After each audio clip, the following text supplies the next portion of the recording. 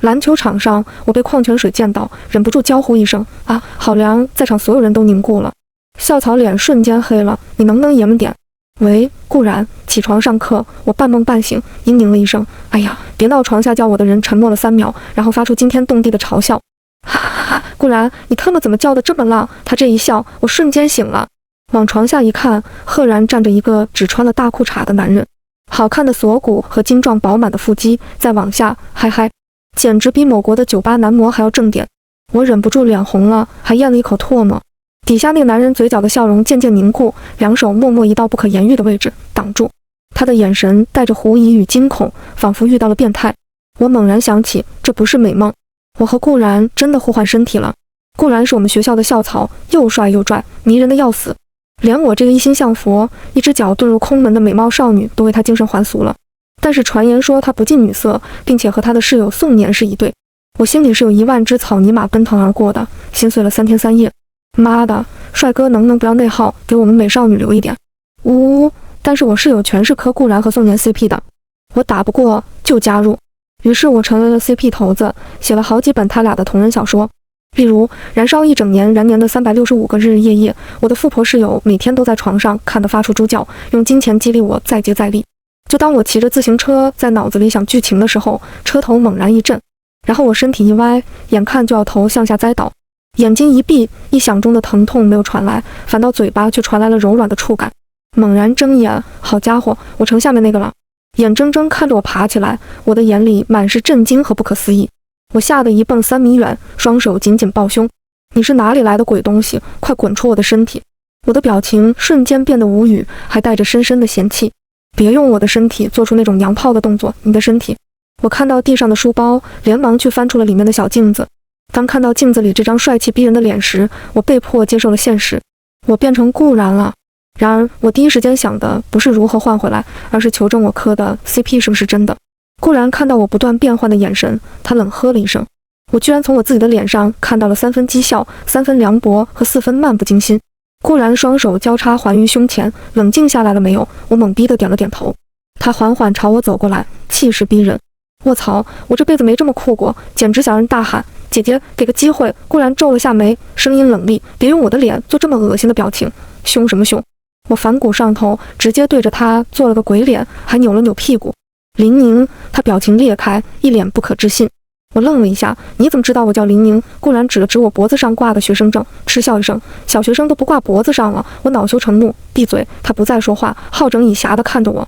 冷静下来之后，我回想刚刚的场景，轻咳一声：我们刚刚亲了一口才换过来的。我有些羞涩扭捏，要不然再亲一口，嘻嘻，电视里都是这么演的，我又不亏。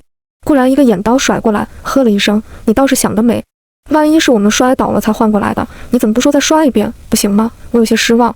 顾然微微勾唇，眼神戏谑：你好像很可惜。你怎么知？不是，你别胡说八道。他哼了一声：你表情都写在脸上了。因为太晚了，我们最终还是决定先回寝室睡觉，可能第2天就自动换回来了。他把我送到楼下，临走之前，我拽了拽他的衣袖，表情羞涩，欲言又止。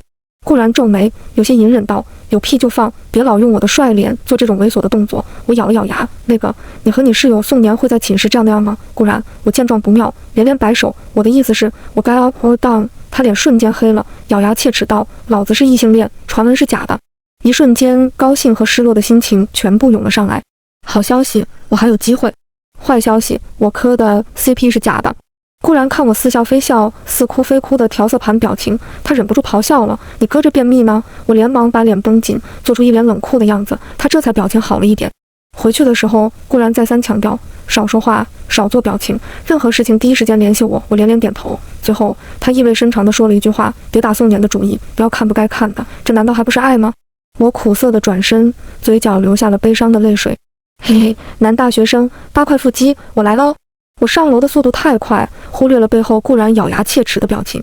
一觉醒来就是这么刺激的场景，连我这个阅历丰富的同人作者也遭不住啊！于是我鼻尖一热，一股暖流涌了出来。男模，不是。宋年的眼神逐渐变得惊恐，他声音有些颤抖：顾然，你特么不会真的？我强装镇定，清了清嗓音，尽量显得有男子气概。嗨嗨，我粗声粗气，上火了而已，大惊小怪。宋年长呼一口气，吓我一跳，我还以为你真对我图谋不轨呢。他逐渐自恋，眼带挑衅，毕竟哥们太优秀了。把他打发走之后，我小心翼翼地下了床，扭头一看，瞳孔地震。卧槽！一寝室的裤衩大哥，鼻血又控制不住地喷了出来，给寝室3人看愣了。宋年，你没事吧？我强装镇定，视线游离，我能有什么事？让开！我要放水。说完，我就逃到厕所里锁上了门，没有看到宋年意味深长的眼神。我拿起手机，立马给顾然发消息：你室友怎么不穿衣服啊？吓死我了！那边秒回：哦，你室友也非常热情地找我讨论了一晚上文学创作。我瞪大眼睛，冷汗开始往外冒。什么文学创作？我怎么听不懂呀？顾然甩了一张照片，赫然是燃年的365个日日夜夜的笔记本封面。手机哐当一声，我的眼里失去了神采，嘴里不停喃喃：我真傻，真的，我怎么忘了这茬？打发了宋年他们之后，我做贼似的从南寝出来。顾然已经在楼下等我了，表情冷淡，看不出喜怒。我一看到他就双腿发软，颤颤巍巍地朝他走过去。顾然眼皮一掀，冷喝一声：没有什么想解释的吗？顶着他威慑力十足的眼神，我的心里直打鼓。我一把抓住他的手，可怜兮兮：冤枉啊！都是他们用金钱逼我写的，我以后一定金盆洗手，改邪归正。不知道是不是我的错觉，顾然好像微微勾了勾嘴角。片刻后，他终于开口：你想的剧情还挺新颖。我瞬间支棱起来，挺了挺胸：那当然，这都是我看了几千本小说的成果。顾然顿了顿：你以为我在夸你？我气焰瞬间消失，缩了缩脖子：难道不是吗？他额角轻轻跳了跳，一副咬牙切齿的样子。我连忙补救：要不我给你写本新的。顾然倏尔抬眼，斑驳树影落在他无可挑剔的脸上，看不清神色。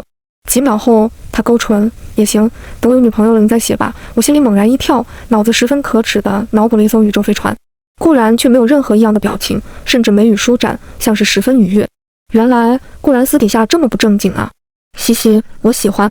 马上就是1年1度的高校篮球赛了，顾然作为队长是需要每天带队训练的。在顾然的胁迫下，我生无可恋地跟他去了球场。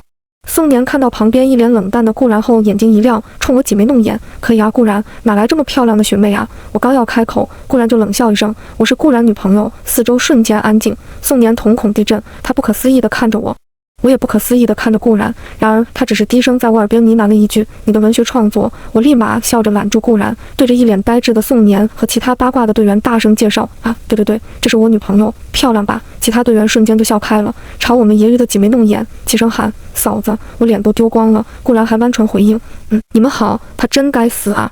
大家都去训练了，宋年还是两眼无神，一脸呆滞的样子。以我多年的小说经验，他应该是吃醋了。我把顾然扯到一边，低声质问：你和宋年真的没有感情纠纷吗？我努了努嘴：你瞅他那样。顾然附和，有些无可奈何道：你一天天都想些什么呢？这时宋年突然过来把我拽走，脸色称不上好看。这难道就是传说中的他爱他，他不爱他，他因爱生恨，打算强制爱？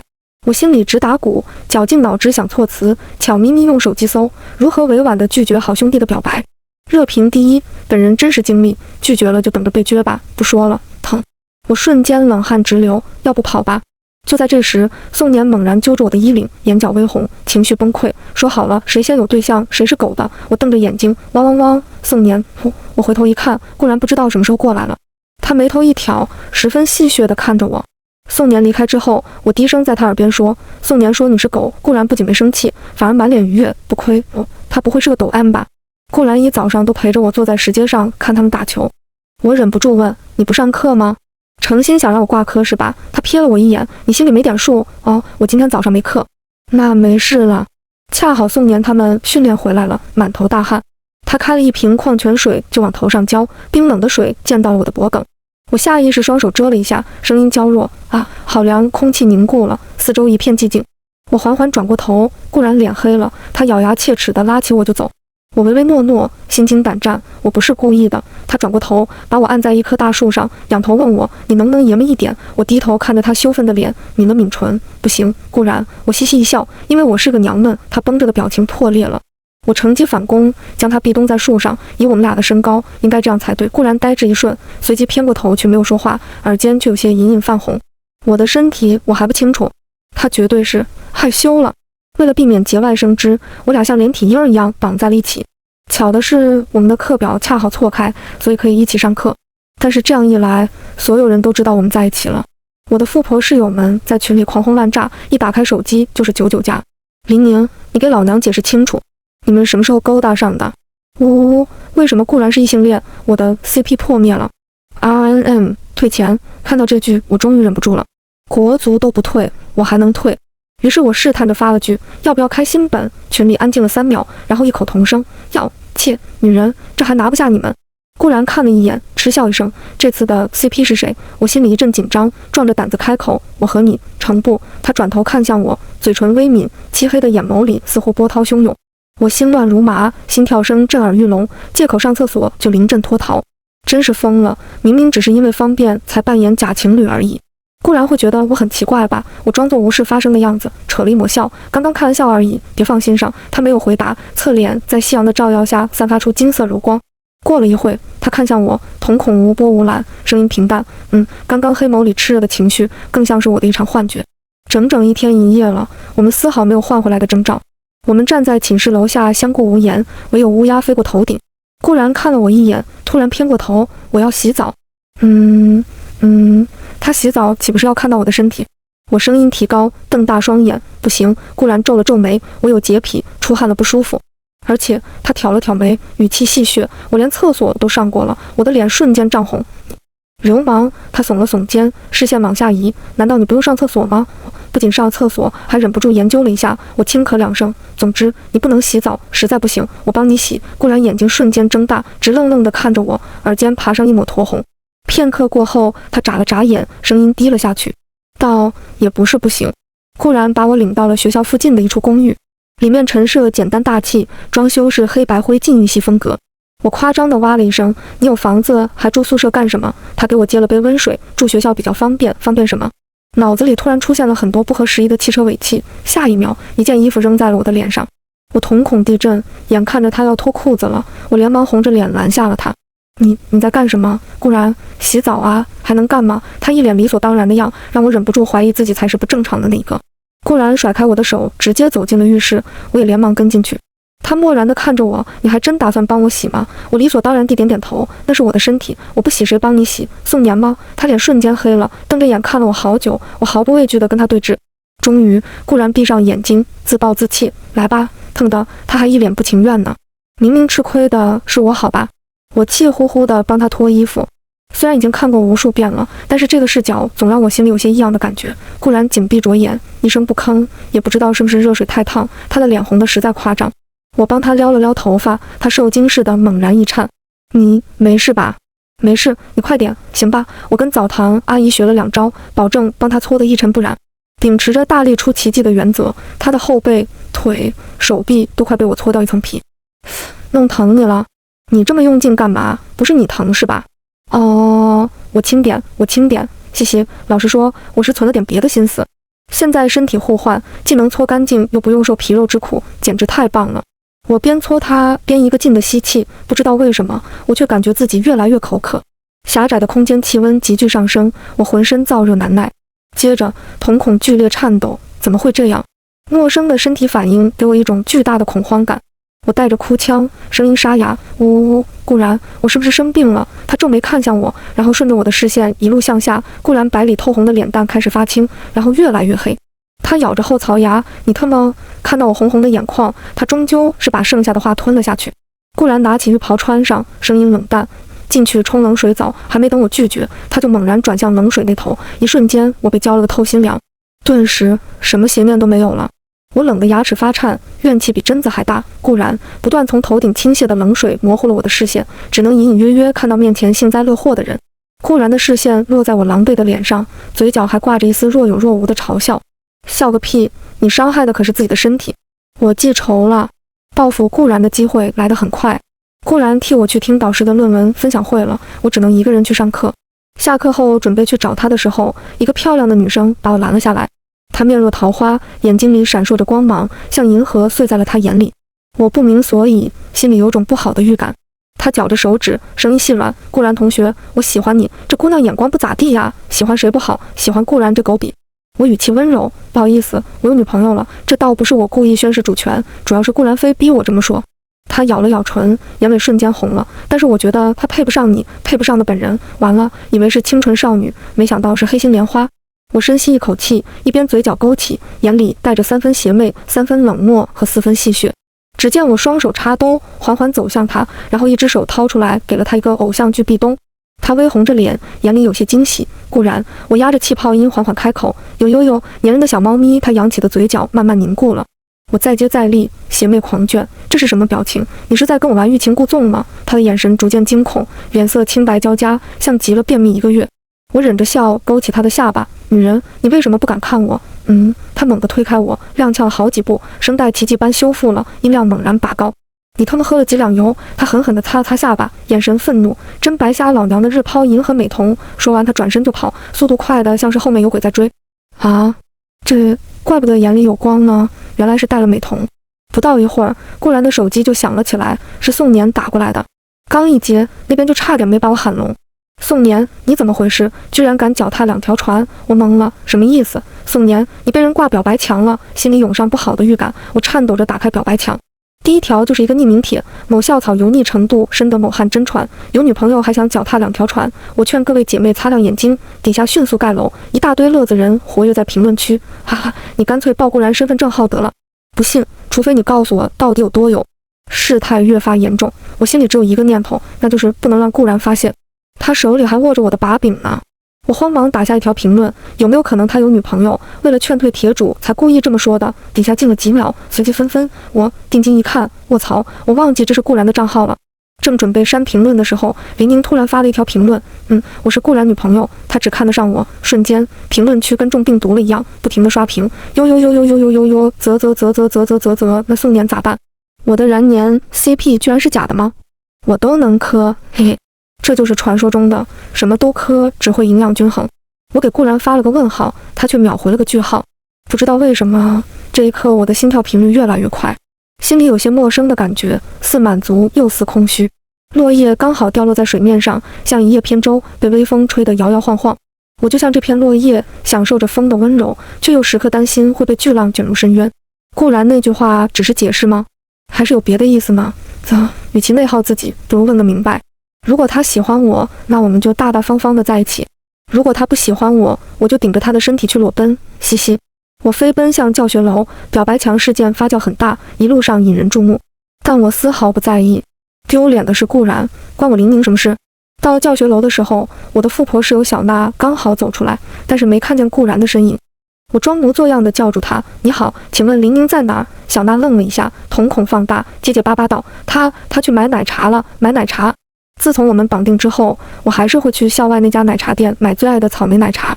顾然每次都冷着脸，满眼嫌弃：“你少给我的身体灌这些垃圾食品，到时候我腹肌没了你负责。”我嘴上说对，但下次还敢。久而久之，他也就习惯了，但是每天都胁迫我跑3公里，不跑就要在表白墙上发表我的文学巨作，宁愿自损1000也要伤敌800，这不是神经病水是？他现在居然主动去买奶茶，一定是真香了。我眯了眯眼，跟小娜说句谢谢，转身就去找顾然。3秒过后，背后传来了猪叫声，哟呼，我终于站对 CP 了。奶茶店并没有顾然的身影，刚准备打电话，就听到对面巷子里传来了令我恶心无比的熟悉声音：周俊。周俊是隔壁学校的，大一我在这家奶茶店兼职，他看见我第一眼就上下打量我，那不善的目光里满是轻佻。从此之后，他就经常来骚扰我，说一些十分下流的话。我害怕极了，就直接辞职。原本以为再也不会遇到他，没想到他弄到了我的联系方式，天天变着法的骚扰我。我忍无可忍，去警察局报了案。从此之后，我的生活终于恢复正常，他再也没有出现在我眼前。现在再次听到他的声音，心里还是会猛然一颤。本来打算离开，但是周俊恶狠狠的声音传来：“林宁，看现在谁会来救你！”大脑轰然一声，回过神的时候，我已经跑到巷子口了。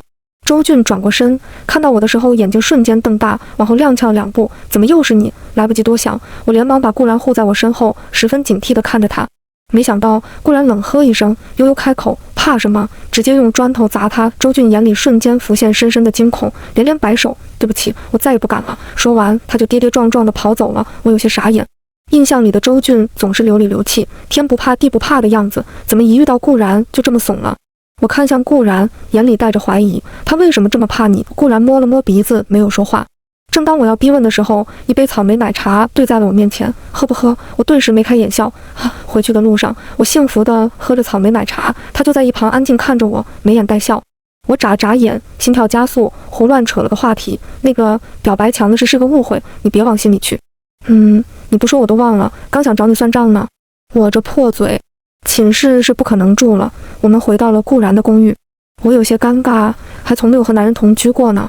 突然产生了一些哲学思考，如果我和顾然发生了不可描述的事，那究竟是谁睡了谁？正当我想入非非，口水直流的时候，顾然的声音将我拉了回来。你想睡主卧还是客房？我口不择言。啊，要分开睡吗？顾然的表情变得一言难尽，看我跟看变态似的。我骚得抬不起头来，胡乱转移话题。嗨嗨，今天导师都说什么了？他不紧不慢地喝了一口水，薄唇轻启。你导师夸你论文写得好，我有些惊喜。真的吗？顾然瞥了我一眼，他还问你是想发表在故事会还是意林？算了，人类毁灭吧。我双眼无神，把头埋进沙发。顾然走了过来，我听见一声低沉的轻笑，真没出息。说点好听的，哥帮你改。我瞬间活了过来，两眼放光。哥，真的吗？他眉头一挑，嘴角微微扬起，像一个求夸奖的傲娇孩子，有点可爱。我憋住笑，拉着他的手臂晃了晃，声音黏糊。好哥哥，你帮我被顾然遮住了我的眼睛，声音有些沙哑克制。你恶不恶心？可我分明看到他耳尖红了，嘴角得意的扬起又压下。果然，顾然是个口是心非的男人。这一晚，我罕见的失眠了，脑子里翻来覆去都是这些天和顾然在一起的画面，虽然是我的脸。细思极恐，那我到底喜欢的是顾然还是我自己？正当我准备去上厕所的时候，顾然的房门突然打开了。他脸色苍白，捂着小腹，额头上出了一层细密的薄汗。我连忙扶住他，你怎么了？顾然神情痛苦，肚子有点痛。我想了一下日期，瞬间变了脸色，恰好就在这几天。顾然看到我心虚的样子，他顿了2秒，脸色黑了。你的例假？我支支吾吾。不是你的例假，顾然。他的脸直接黑成了锅底。我自觉理亏，忙前忙后的，又是买姨妈巾，又是煮红糖水。顾然一个人坐在客厅，一动不动，静立成了一座雕塑。他双眼呆滞，神魂寂灭，正在思考人生的意义。我小心翼翼问：在吗？该去换姨妈巾了，我教你用。顾然瞬间扭过头，眼里又是不可置信，又是羞愤。林宁，我掏了掏耳朵，听到了，2只耳朵都听到了。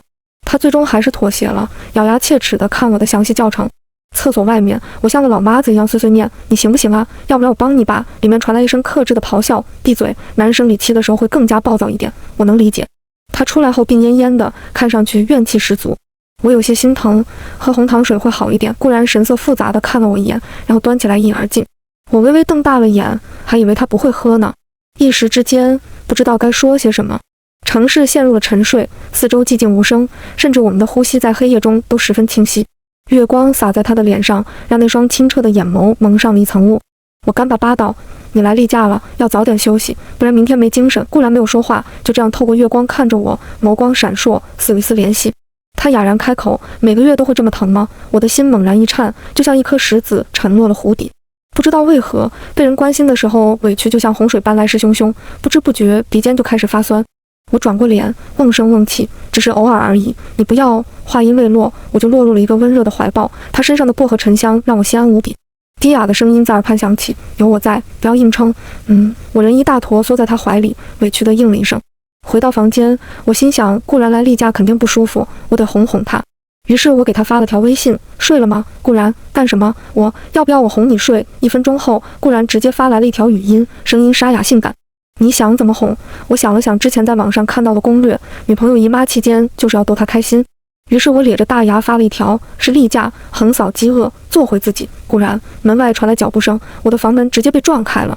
顾然臭着脸夺走了我的手机，语气冷硬：你就是这么哄人的？不会说话就别说了。还没等我反应，他丢下这句话就拿着我的手机离开了。呜呜，生理期的男人变脸好快。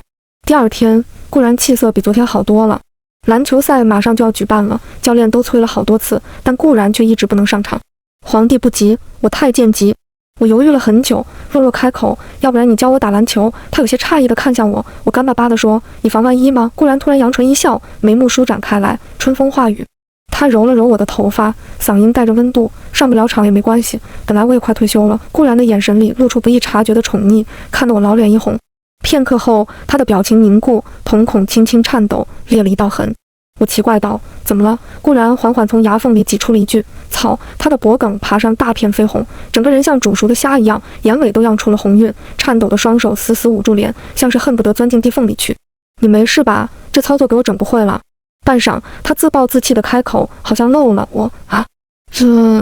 商量之后，我们决定回学校收拾衣服，暂时搬到这边来。他去女寝，我去男寝。刚一进门，宋年的大嗓门就传来了：“这么多天你上哪儿去了？”他表情暧昧，眉梢挑动，一脸八婆的样子。我像灰苍蝇一样把他推开，滚滚滚！我要收拾衣服出去住。宋年跳起来：“和林宁吗？”我十分挑衅地笑道：“不和他，难道和你吗？”他装模作样地哦了一声，样子十分欠扁：“你当初就是为了林宁打架吧？”我的动作猛然顿住：“什么？你大姨不是有一天浑身是伤的回来，还欠扁地说什么英雄救美，又死活不肯说救了谁？”宋年哥俩好的勾了勾我的脖子，哼笑一声：“别想糊弄我，那姑娘就是林宁吧？”听到宋年的话，我的心脏开始不可抑制的剧烈跳动。我装作回忆的样子，好像有这么一件事。我打的那个人是谁来着？宋年挠了挠下巴，好像是叫周俊吧，之前在奶茶店骚扰女孩那个，果然是他。我瞬间脱力，一阵眩晕。怪不得周俊这么怕他，原来大意时是顾然保护了我。宋年见我这样，表情也严肃了起来。顾然，你没事吧？我扭过头摇了摇头，不想让他看到我红了眼眶的样子。手机铃声响起，顾然说在楼下等我。一瞬间，我大脑一片空白，去他的试探和暧昧。这一刻，我只想紧紧抱住他。我飞奔下楼，果然看到了拉着行李箱的顾然。他看到我的样子，有些怔愣：“你怎么？”话音未落，我就仗着身高优势，把他拥进了怀里。顾然瞬间僵硬，我们紧紧贴近的身体破碎了一切隔阂。我甚至能感受到他胸腔的剧烈起伏和心脏的加速跳动。顾然，我喜欢你，要不要在一起？像当初果断报警那样，我终于又勇敢了一回。微风恰好吹过，树叶被吹得沙沙作响。顾然宠溺地低笑一声，声音温柔缱绻：“我以为我早就是你的了。”他压下我的后颈，薄唇印了上来，带来了满腔的薄荷甜味。我闭上了双眼。就在这时，意识猛然颤动了一下，脑海仿佛闪过一阵白光。再次睁眼，面前站着的是眉眼温柔的顾然。他此刻面带笑意，黑曜石般的眼眸熠熠生辉，里面映着我的身影。顾然，终于可以履行男朋友的义务了。我小脸一黄：“什么义务？”他拉住我的手，眉梢上挑，语气得意：“老子寡了这么多年，当然是带女朋友去炫耀了。”我表情差点没绷住。就这，我都上高速了，你还在马卡巴卡。好在我们在篮球赛之前换了回来。比赛那天，我在 VIP 席给顾然加油助威，然而冤种室友却在拍我和顾然的同框照片。他兴奋得语无伦次：“磕死我了！宁宁，你啥时候写你和顾然的同人文？”我猛然回头：“你在说什么可怕的玩意？你当初不是答应陪我们一本新闻吗？”嗨，我也没说是我和顾然的呀。再说了，这玩意我能给你们看吗？只能我和顾然躲在被窝里偷偷看。小娜撇了撇嘴：“那你写我和宋年的吧？”啊！我脑子一时间没转过来。他有些羞涩地看向场内专注的宋年，他像是接收到了一样，回过头笑着朝他扬了扬下巴，满脸的求夸赞。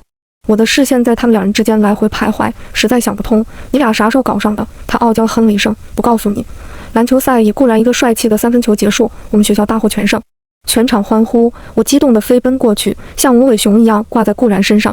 顾然把我轻松托起，满眼都是纵容。宋年揶揄的声音响起：“啧，还好你俩是真恋爱。”他看向顾然，一脸揶揄：“当时你看着我的身材喷鼻血，我差点真以为你对我心怀不轨。狗东西，话咋这么密呢？”顾然脸黑了，他眯着眼睛看向我。我十分心虚地移开视线，闭嘴装死。他俯身在我耳边恶魔般低语：“不解释清楚，今晚别睡了，救命！”晚上，顾然脱掉了上衣，露出8块饱满精壮的腹肌。我的好看还是宋年的好看？我目不转睛。当然是你的好看。他打掉了我的咸猪手，面无表情。那你现在怎么没流鼻血？也许是你的身体上火。我弱弱地来了一句。顾然气急反笑，他压下来，声音低哑：“那你帮我降降火。”我认真科普：降火要多喝板蓝根。顾然：“哦，差点忘记走流程了。”我盯着顾然的眼睛：“我都知道了，周俊是你解决的吧？”他愣了一下，眼神飘忽，起身就想跑路。我压住他的脖颈，说：“为什么帮我？”顾然跟我对视了几秒，忽然无奈地笑了起来。大一的时候，我在那家奶茶店看到你，就对你一见钟情了。我不可置信。什么？他撩开我的碎发，你笑得很甜。我第一眼就被俘获了，滚烫的温度爬上我的双颊，我傻愣愣地看着他。我以为身体互换是认识的契机，没想到我们的缘分早就已经开始了。那你为什么不来找我？顾然的眼眸微垂，声音里带了一丝委屈。因为我听见你说封心所爱了。我愣了一下，死去的回忆开始攻击我。当时被周俊骚扰过后，我确实有一段时间有心理阴影。但是当我在表白墙上看到顾然的照片后，医学奇迹出现了。我垂死病中惊坐起，大喊：“哥哥，我可以！”结果还没出手，就被告知顾然有心上人了，还特是男人。于是我跟室友戏称封心所爱，遁入空门。没想到被顾然听到了。顾然听完我的解释之后，脸色青了又红，红了又黑。哇哦，真是异彩纷呈。他咬牙切齿，所以你就这么大度的给我和宋年写同人文？我心虚道，我也不想啊，可是他们给的实在是太多了。顾然嗤笑一声，从衣服里摸出了一张银行卡，扔在我身上。这里面是我的奖学金，写一本我和你的同人文。我点头如捣蒜。好的，老板。顾然，剧情不能比前几本少。我一把就推开了他，义正辞严，这是另外的价钱。顾然勾了勾嘴角，眼神危险，一股凛冽的薄荷香扑面而来。他把我的手放到腹肌的位置，声音性感蛊惑，这个够不够？手渐渐往其他位置移动。那这个呢？我鼻头一热，够了够了。不得不说，顾然真会啊。之后的事情不说也罢，腰疼。全文完。